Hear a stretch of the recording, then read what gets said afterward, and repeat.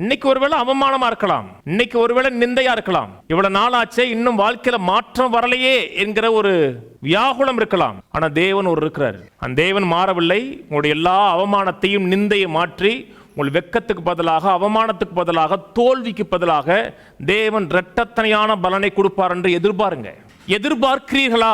எதிர்பார்க்க தேங்க்ஸ் பண்ணுங்க, நன்றி சொல்லுங்க. ஒவ்வொரு நாளும் ஆண்டவரே, என்னுடைய அவமானத்துக்கு பதிலாக, என்னுடைய தோல்விக்கு பதிலாக, என்னுடைய விரக்திக்கு பதிலாக மற்றவர்களுக்கு முன்பாக நான் தலை குனிந்து நின்னனே, அதுக்கு பதிலாக நீங்க இரட்டத்தனையான பலனை கொடுக்க போறதுக்காக நன்றின் டெய்லி தேங்க்ஸ் பண்ணுங்க.